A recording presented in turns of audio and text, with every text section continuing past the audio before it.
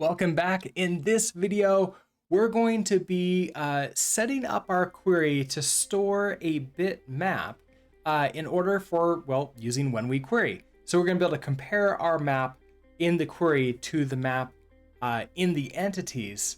And that way we'll know exactly what components to load up. And we won't have to do a whole bunch of nested loops inside of each other. That's what the power of this Bitmask is going to be for us. But before we get to that part, we have to actually store this information away.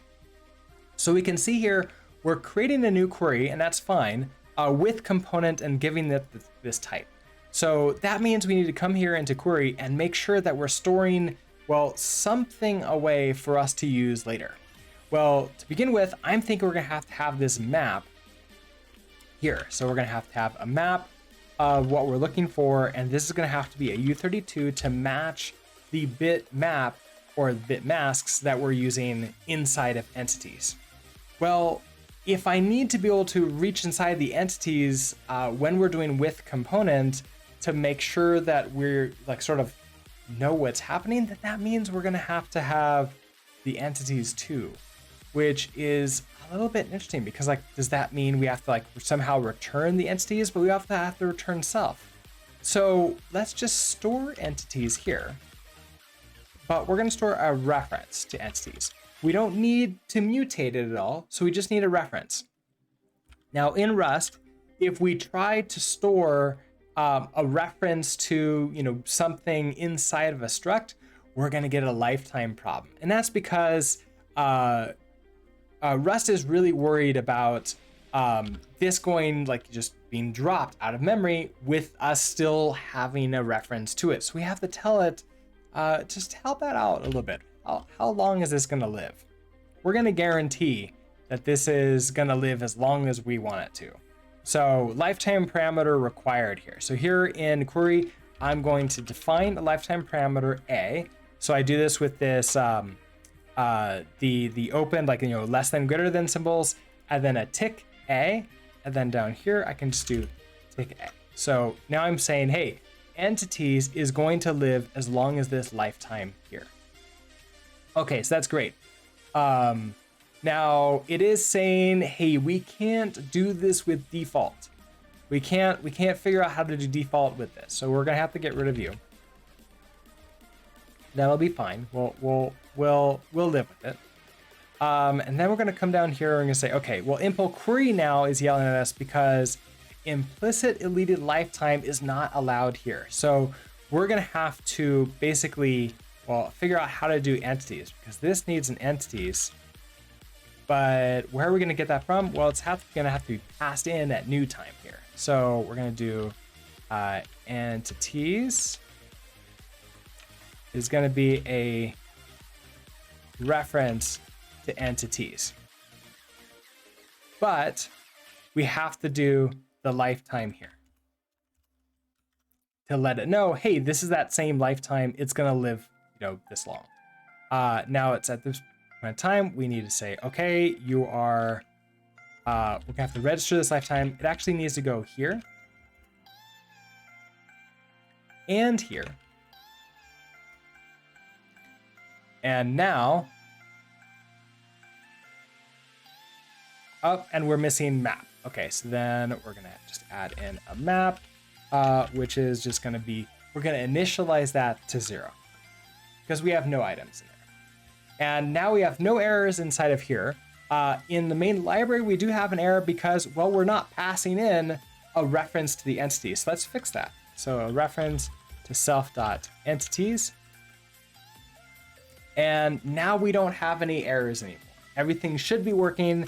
If I come down here, we can do a cargo build and everything still compiles. So we should be happy.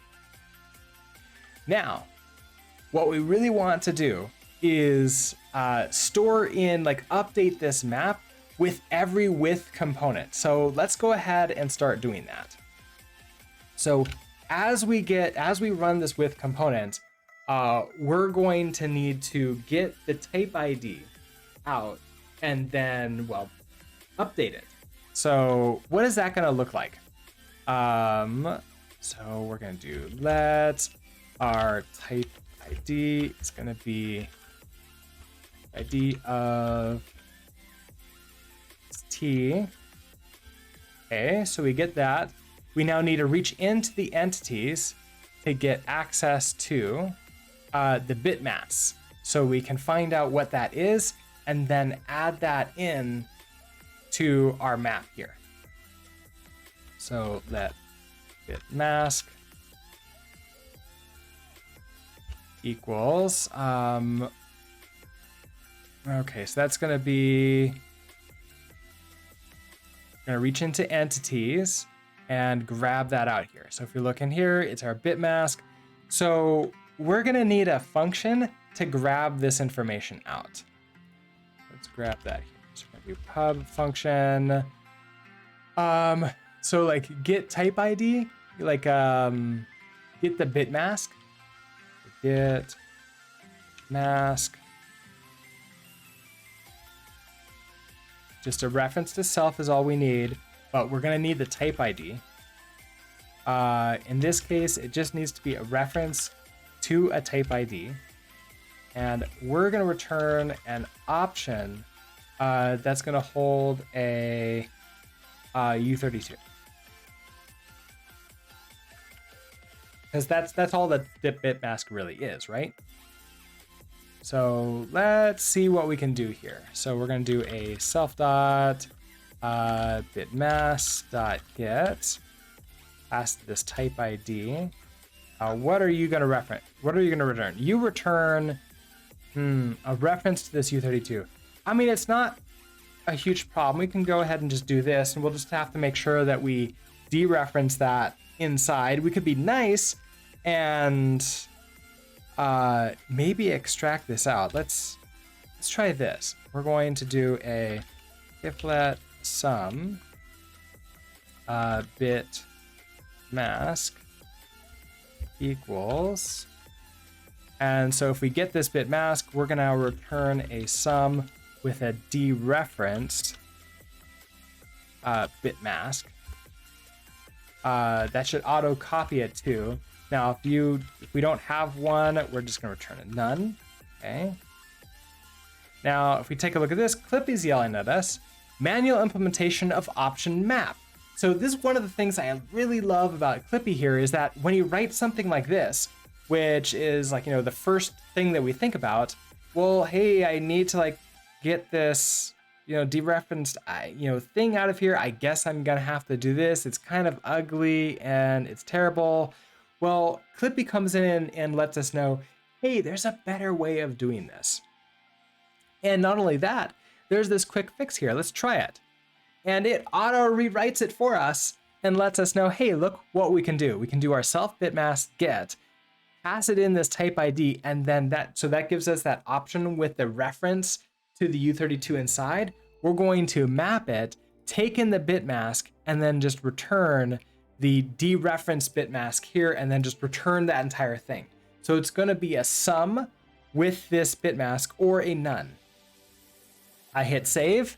Well, it's still giving me a warning here. You're using an explicit closure for copying elements on by default. Consider calling the dedicated copied method. So what does it want us to do here? Maps. Let's see. Clone, dedicated copy. Oh, examples. So we want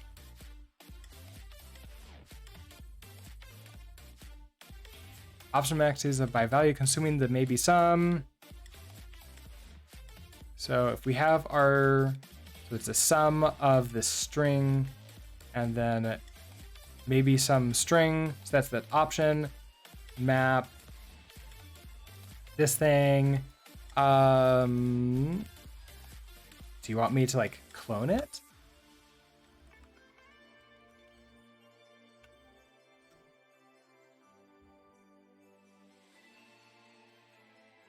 Using explicit closure for copying elements.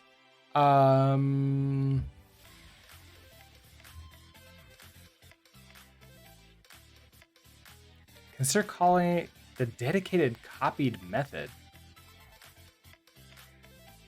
Try dereferencing it. So it wants me to dereference it. So, oh, copied. Oh, well, then there it goes. So it fixes it and then lets me know, hey, there's another thing. And I haven't used the copied method before, so I wasn't aware of it. Clippy lets us know about the things in a language that really helps clean our code up. So here we do we do get, bitmask, get, type ID. We don't even have to do this map thing that it suggests that we do. Instead, we can just do this copied, which then copies it to here because, well, it implements copy. So that's perfect. Now what we can do is we can come back to get Bitmask. We can come back to query and then just get the Bitmask from it. So we're going to do self.entities.get Bitmask and pass it in a reference to this type ID. Now this does give us an option of this U32, and it's possible that this component doesn't exist. So if it doesn't exist, what should we do? In this case, I'm probably just going to ignore it. But perhaps we should throw an error too. That might be good. We did errors previously, so we should be able to come back to a custom errors and then add in a component not registered. Well, this attempting to insert data. Let's change this error around to be good for both use cases, right? Because we're trying to query for a component that's not registered, and we're trying to query for a component. We were trying to insert it for a component that wasn't registered. So attempting to let's see, rename you to attempting to use a component that wasn't registered. Okay, so now we can do this component not registered here, which means that you're going to return a result with a mute self inside. So we do result, and use the error result with a mute self inside. That does mean that this self is going to have to be wrapped in an OK self. That's going to be fine. And then we're going to have to update our test also, because we're going to have to do probably a question mark in between them. Okay, so we're going to get this. Now we're going to do an if let here. So if let some bitmask equals self-entity get bitmask. Okay, so then we have our bitmask. We pass in the type ID. If it's a none, so we want to now return that error. So return error, and we have this custom errors.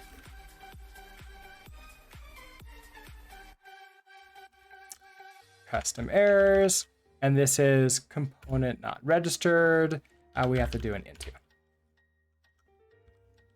Okay, so that makes that happy. Now if we come here, okay, so let some bitmask. So we have our bitmask now. Now we want to make sure we apply this to our map. So we're going to do self.map or equals this bitmask. And if we remember that or equals is going to basically take, if there is a difference, if there is a 1 in a bitmask, which we should, it shouldn't be in the map, it's going to then add that in there. So if it's a position 1, then bitmask will be 1. If it's a position 2 and there's already a 1 in the map, it's going to make it a 3 because it's going to be 1, 1. And that way, at the end of all of our with components, we're going to have a number representing exactly which bits we're looking for in the entities. All right, so we have this with component. Okay, so everything looks good here. Let's write some tests to make sure that we're actually doing the thing correctly and that it's working the way we expect it to. So test section, write a test. So in here, we're gonna test with, so, oh, this is gonna be the query mask updating with component. All right, so what do we need?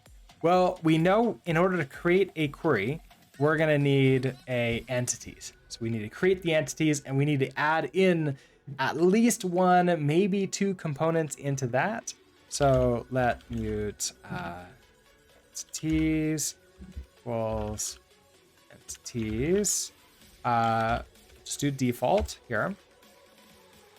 Then what? We need to basically make sure that we're adding in some components to that. So we can just do some like very simple types like U32 and F32. That should be fine. Entities dot, we're gonna register a component. So let's do like a U32.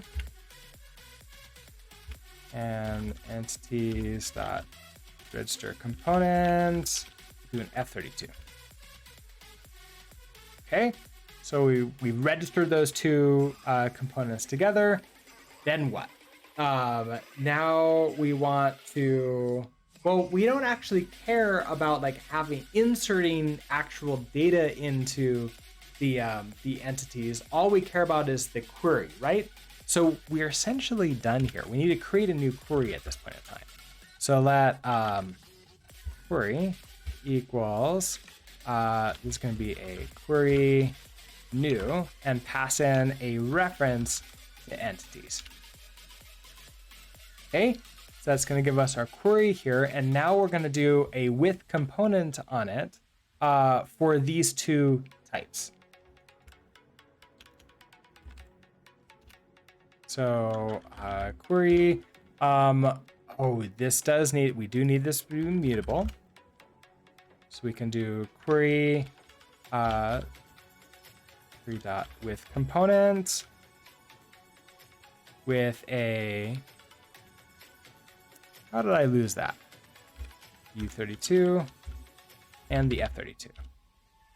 So we're gonna do U32. Now, notice this is going to return a result, which means we should have this return a result too. So this is going to be a result like that. Now we don't need anything returned in it, which also means at the end of this function, we need to return an OK. But now we can question mark this and do another with component and add in the F32. And question mark that. Okay, so at the end of this, we should now be able to reach into query and check the map to make sure it's updated with exactly what we want. Now, we also know what it's going to be because we know the way that entities works. So this first one, when we register the component, is going to get the far right one in the position. Or I guess for you, it's going to be here. So that's one. And then the next one is going to be the next one over. And if we look at our whiteboard here, so that's going to be essentially 1, 1. And so that's going to be 1 plus 2 is going to be 3. So we would expect this to be 3. So we should now assert equals our query.map, which we have right here. So query.map, we expect you to be equal to 3. Let's go ahead and run this test. Now that's passing. If we wanted to just, because we didn't write this before we wrote the code, if we want to make sure that it actually is working just fine, we could debug it out, or we could just set this to 4 and see what happens. If we run this, we're gonna get this error saying, let's see, where is it? Here, left was 3 and right is 4. So it's incorrect. Let's go ahead and set this back to 3. So now we're correctly getting the map of what we're going to be looking for in the query as we're building it. So what does this mean for our tests here? Well, we have to update these too, because these aren't expecting to have to do question marks at this point in time. But we're returning a result here, so we should be able to just get away with a question mark, and then we're fine. Now, we're still not doing the run because run is just returning an empty vector right now, but I think we're gonna get to that in a future video. So I'll see you then. Bye.